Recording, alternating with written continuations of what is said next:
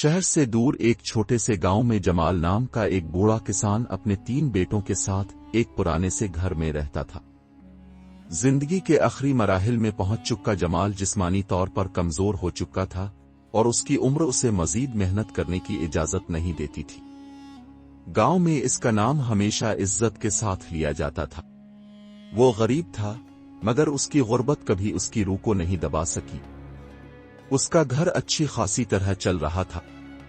इसके घर में एक बीवी और 3 जवान बेटे रहते थे। तीनों बेटे जवान थे, मगर एक नंबर के नालायक और काहिल थे। मेहनत से इनकी उजली दुश्मनी थी। दूसरी तरफ जमाल अपनी बढ़ती उम्र और कमजोर होते जिस्म के साथ खेतों में सख्त मेहनत करता रहता था। दिन रात जमीन पर झक कर काम करते करते कभी कभार उसकी ताकत जवाब दे जाती और वहीं बेहोश होकर गिर पड़ता।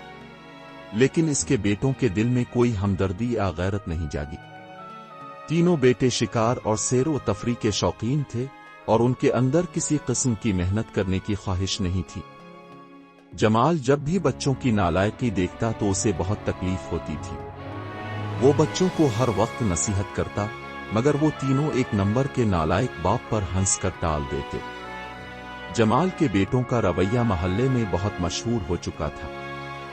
गांव वाले कभी कभार तो उसके बेटों की लापरवाही का मजाक भी उड़ाते थे। एक बूढ़े वालिद के लिए इससे ज्यादा तकलीफ दे लम्हा और क्या हो सकता था। जमाल की जिंदगी की सबसे बड़ी परेशानी यही थी कि वो अपने बच्चों को मेहनत की अहमियत कैसे समझाए। वो जानता था कि बराह रास्त नसीहत या डांट डपट का कोई फायदा नहीं, क्योंकि इसके बेटे अब बड़े हो चुके थे। शाम को जमाल ने अपने बेटों को बुलाया। थके हुए लहजे में उसने उनसे कहा, बेटा, मैं अब बहुत बीमार हूं और मुझ में मजीद अकेले काम करने की ताकत नहीं रही। मुझे तुम सबके सहारे की जरूरत है। वो अपनी जिंदगी की सख्तियां और मेहनत के किस्से सुनाने लगा। इन दास्तानों के जरिए वो उनके दिल में रहम जगाने की कोशिश करता रहा। फिर इसने बड़े बेटे से मुखातिब होकर कहा, बेटा, कल तुम और तुम्हारा दूसरा भाई खेत में मेरे साथ काम करोगे। छोटा बेटा घर पर रहकर सारे घर के काम संभालेगा। जमाल ने अपनी बात खत्म करते हुए नरमी से ताकीद की, मुझे तुम लोगों की मदद चाहिए बेटा। तुम दोनों काम करने में तेज भी हो, होशियार भी। ये जमीन मेरे मरने के बाद तुम तीनों की ही तो है। अगर तुम आज इसका ख्याल रखोगे तो कल ये जमीन तुम्हारे लिए रिस्क का जरिया बनेगी। जमाल और उसकी बीवी अपने बेटों पर सख्त काम करने पर भी राजी नहीं थे, मगर उसने दिल ही दिल में सोचा कि अगर आज ये लड़के कुछ न सीखें तो कल मेरे मरने के बाद उनके लिए जिंदगी और भी मुश्किल हो जाएगी। सारी रात जमाल अपने बेटों के रवैये के बारे में सोचता रहा। दिल ही दिल में घटता रहा कि अगर कल भी वो काम पर न गए तो फिर क्या करेगा, क्योंकि ये एक बूढ़े बाप की इज्जत नफस पर एक और गहरा जख्म छोड़ देगा। सुबह होते ही किसान हसब मामूल खेतों में चला गया। दोनों बेटे जो हमेशा काम से बचते थे, बिलखीर वो दिल पर पत्थर रखकर खाना लेकर खेतों की तरफ रवाना हो गए। खेत पहुंचकर जमाल ने अपने बेटों को आता देखा तो उसके चेहरे पर एक लम्हे को खुशी नमूदार हुई। उसने दिल ही दिल में सोचा कि शुक्र है, बच्चों ने मेरी बात मान ली। कम अज कम इतना तो हुआ कि वो खेतों तक आए। इससे यूं लगा जैसे उनके दिलों में अभी थोड़ी सी हमदर्दी और गैरत बाकी है। सूरज सर पर था और गर्मी शिद्दत इख्तियार कर चुकी थी। खाने का वक्त आया तो जमाल ने काम से थोड़ी देर के लिए वक्फा लिया। बच्चों ने भी खाने में हिस्सा लिया। कुछ देर वक्फा और खाने के बाद जमाल ने नरमी से कहा, बेटा, अब जरा काम पर लग जाओ ताकि मुझ पर बोझ कम हो जाए और जमीन का भी कुछ फायदा निकले। बड़े बेटे ने लापरवाही से जवाब दिया, बाबा, हम खाने का बर्तन लेकर आ गए, यही काफी है। इस धूप में काम करना हमारे बस में नहीं है। दूसरा बेटा, जो अपने भाई से भी ज्यादा काम चूर था, उसने जल्दी से कहा, बाबा, अब खुद भी थोड़ा आराम कर लें, हमें भी बख्श दें। इस गर्मी में हम कैसे काम करेंगे। बेटों का रवैया देखकर किसान के दिल पर जैसे किसी ने चाकू का वार किया हो, लेकिन वो कुछ न कह सका और चुपचाप काम पर लग गया। शाम को लड़खड़ाते कदम के साथ घर पहुंचा, अपने बेटों को बुलाया, اور پہلی بار سختی سے ڈانٹا۔ اس نے کہا، کل صبح اذان کے ساتھ تم تینوں کھیتوں میں جاؤ گے۔ میں اب مزید کام کرنے کے قابل نہیں رہا۔ میری بیماری دن بدن بڑھ رہی ہے۔ اگر تم لوگ کام نہیں کرو گے تو ہمارے پاس کھانے کو کچھ نہیں بچے گا۔ بڑا بیٹا، جو ہمیشہ نالائق تھا، تیکھے لہجے میں بولا، بابا، اگر آپ نے ہمیں مجبور کیا تو ہم یہ گھر چھوڑ دیں گے اور کہیں دور چلے جائیں گے۔ پھر جب ہماری کمی محسوس ہوگی تو آپ کو خود سمجھ آئے گی۔ یہ بات سن کر جمال غصے سے کانپ اٹھا۔ اس نے ضبط کھو دیا اور بڑے بیٹے پر ہاتھ اٹھا دیا۔ بیٹے نے دل ہی دل میں بہت برا محسوس کیا، لیکن کچھ نہ بولا۔ جمال کے غصے کا سامنا باقی بھائیوں کو بھی کرنا پڑا۔ بڑا بیٹا، جو والد کا پہلا سہارا ہوتا ہے، اس طرح کے الفاظ استعمال کر کے والد کے دل پر گہرا زخم دے گیا، جیسے ان کی ساری محنت اور قربانیاں بے معنی تھی۔ کسان آنسو بھری آنکھوں کے ساتھ اپنے کمرے میں چلا گیا۔ صبح ہوتے ہی تینوں بھائی خاموشی سے گھر چھوڑ کر نکل گئے اور شہر کی طرف روانہ ہو گئے۔ جمال، جو یہ سب نہیں جانتا تھا، خوش تھا اور سوچنے لگا کہ شاید ان کے دل میں غیرت جاگی ہے اور وہ کھیتوں کی طرف نکلے ہیں۔ دوپہر میں اس نے سوچا، بچوں کے لیے کھانا کھیتوں میں لے جاتا ہوں تاکہ وہ آسانی سے کام کر سکے۔ اگر کھانے کے لیے گھر آئے تو وہ پھر بہانے بنائیں گے۔ کسان نے خوشی خوشی کھانے کا انتظام کیا اور کھیتوں کا رخ کیا۔ جب کھیتوں میں پہنچا اور بیٹوں کو وہاں نہ پایا تو اس کے دل کو شدید دھچکا لگا۔ اس نے آس پاس کے زمینداروں سے پوچھا، میرے بیٹے صبح آئے تھے، اپنے انہیں کہیں دیکھا تو نہیں ہے؟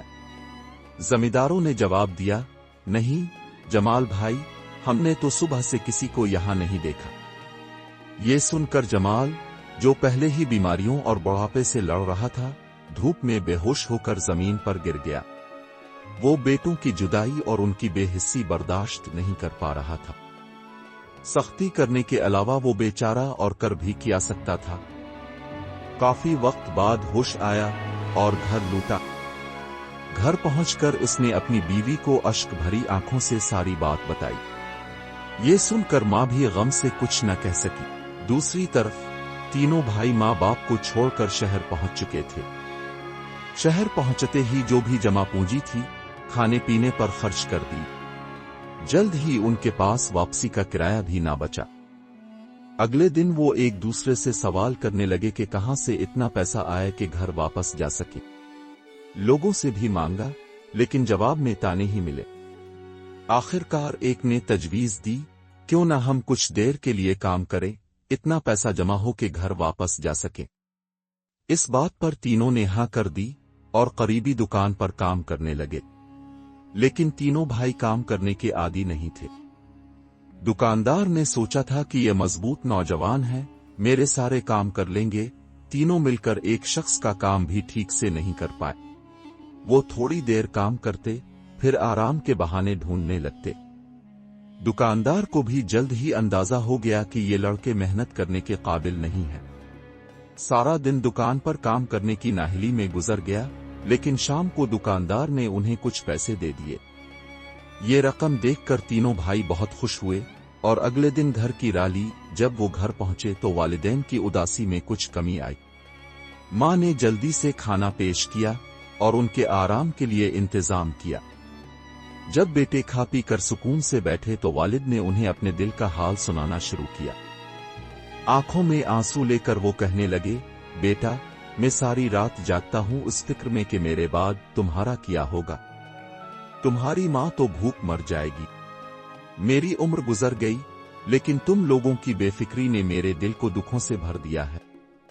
اس عمر میں لوگ کتنے سکون میں رہتے ہیں، لیکن تم تینوں کی اس رویے کی وجہ سے میں غم میں ہی مر جاؤں گا۔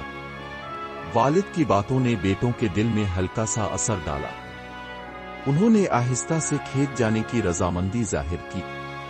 شہر میں تھوڑی سی مزدوری نے ان میں تھوڑی بہت ہمت تو ضرور پیدا کی تھی، لیکن ان کا رویہ اب بھی نالائق سے خالی نہیں ہوا تھا۔ وہ کھیتوں میں جاتے، مگر کام کرنے کی بجائے وقت گزار کر واپس آ جاتے۔ ایک دن کا کام بھی ٹھیک سے نہیں کر پاتے۔ کسان نے محسوس کیا کہ انہیں بیدار کرنے کے لیے ایک اور آخری قدم اٹھانا پڑے گا۔ اس نے تینوں کو پھر بلایا اور کہا، بیٹا، میں نے سوچا کہ میں تم تینوں کی شادی دیکھ لوں، لیکن ایسا ممکن نہیں لگ رہا۔ میں ایک راز بتاتا ہوں جو شاید میرے بعد تمہیں مشکل وقت میں کام آئے۔ بیٹوں نے ندامت کے ساتھ کہا، جی ابا، بتائیں۔ کسان نے کہا، بیٹا، یہ زمین جو میں کاشت کر رہا ہوں میرے والد نے مجھے وراثت میں دی تھی۔ میں نے سوچا تھا کہ اسے بیچ دوں تاکہ تم تینوں کی شادی کے انتظام ہو سکیں، لیکن اس میں ایک راز چھپا ہے جس کی وجہ سے میں یہ زمین فروخت نہیں کرنا چاہتا۔ تینوں بیٹوں نے لالچ بھرے لہجے میں پوچھا، ابا، کیا راز ہے؟ جلدی بتائیں۔ کسان نے آہستہ سے کہا، بیٹا، میرے والد صاحب نے اسی زمین میں میرے سامنے سونے اور اشرفیوں کا ایک خزانہ دفن کیا تھا۔ انہوں نے کہا تھا کہ یہ مشکل وقت میں کام آئے گا۔ میں نے تو نہیں نکالا، لیکن اب تمہاری باری ہے۔ اگر وہ خزانہ تم نے نکال لیا تو تم پورے محلے کے امیر بن جاؤ گے۔ یہ سن کر تینوں بیٹوں کے چہروں پر حیرت اور خوشی کے آثار نظر آنے لگے۔ خزانے کی لالچ نے انہیں زمین کھودنے پر آمادہ کر دیا۔ وہ دن بھر کھیت میں خزانے کی تلاش میں مصروف رہتے، لیکن شام کو خالی ہاتھ لوٹتے۔ سارا کھیت کھودنے کے بعد انہوں نے باپ سے شکایت کی، ابا، ہمیں تو کچھ نہیں ملا، اب کیا کرے؟ کسان بیٹوں کو ساتھ لے کر کھیت میں پہنچا، لیکن جو منظر سامنے تھا اسے دیکھ کر حیران رہ گیا۔ انہوں نے واقعی سارا کھیت کھود ڈالا تھا۔ وہ مسکرایا اور سکون سے کہا، یہ کھیت اب تیار ہے۔ تم تینوں نے اچھی طرح زمین کی صفائی کر لی ہے، تو کیوں نہ اس میں بیج ڈال دیں؟ بارش آئے گی اور اچھی پیداوار ہوگی۔ جب فصل کاٹ لیں گے تو پھر خزانہ ڈھونڈنے کا کام دوبارہ شروع کر لینا۔ اس طرح ہماری محنت رائیگاں نہیں جائے گی اور ایک ہی محنت سے دو فائدے ہو جائیں گے۔ تینوں بیٹے، جو مسلسل مشقت سے تھک چکے تھے، آخر کار باپ کی بات ماننے پر آمادہ ہو گئے۔ جب تینوں بیٹوں نے کھیت میں بیج ڈالے اور فصل آگانی کا فیصلہ کیا تو اتفاق سے اگلے ہی مہینے شدید بارش ہوئی اور زمین بھرپور فصل کے لیے تیار ہو گئی۔ چند مہینوں بعد فصل پک کر تیار ہو گئی اور سب نے مل کر اسے کاٹ لیا۔ بیٹوں کو کام میں زیادہ دلچسپی نہیں تھی، لیکن خزانے کی امید نے انہیں مجبور کیا تھا کہ وہ اس عمل میں شامل رہیں۔ نتیجہ یہ نکلا کہ اس سال گندم کی بھرمار ہو گئی۔ کسان کے گھر میں گندم کی کمی نہ رہی۔ کچھ گندم بازار میں فروخت کر دی گئی اور جو آمدنی ہوئی اس سے تینوں بیٹوں کی شادیاں بھی کر دی گئیں۔ اس طرح کسان نے اپنی دیرینہ خواہش پوری کر لی۔ شادیوں کے بعد بیٹے دوبارہ کھیت کھودنے میں لگ گئے، لیکن کچھ وقت بعد کسان اس دنیا سے رخصت ہو گیا۔ تینوں بیٹوں کے لیے ایک زبردست دھچکا تھا۔ باپ ان کے لیے زندگی کا سہارا تھا اور اس کے جانے کے بعد وہ جیسے بے چین رہ گئے۔ کئی دن تک تینوں بھائیوں نے اپنے والد کی کمی شدت سے محسوس کی۔ گھر میں ان کی ماں اور بیویوں کا غم بھی ان کے دلوں پر بوجھ بن چکا تھا۔ انہوں نے ایک بار پھر خزانہ تلاش کرنے کی ٹھان لی۔ کھیت میں جا کر پورے دل سے محنت کرنے لگے۔ سارا کھیت دوبارہ کھود ڈالا، مگر خزانے کا کہیں نشان نہ ملا۔ وہ مایوس ہو گئے، لیکن ماں کی نصیحت پر عمل کرتے ہوئے دوبارہ کھیت میں بیج ڈال دیے اور فصل آگانی کا فیصلہ کیا۔ ان کے پاس اب زمین کی پیداوار بڑھانے کے سوا کوئی چارہ نہیں تھا۔ پورے ایک سال محنت کے بعد ماں سے کہنے لگے، ماں، شاید ابا نے ہمیں جھوٹ بولا۔ ماں نے بیٹوں کی مایوسی دیکھی اور گہری سانس لے کر بولی، بیٹا، تمہارے بابا نے کبھی جھوٹ نہیں بولا، لیکن شاید تم ان کی بات کا مطلب صحیح سے نہیں سمجھے۔ تمہارے بابا کا خزانے سے مطلب کبھی سونے یا چاندی کا نہیں تھا۔ ان کا خزانہ اس کھیت کی زرخیزی تھی۔ وہ تمہیں یہ سکھانا چاہتے تھے کہ محنت کے بغیر کچھ حاصل نہیں ہوتا۔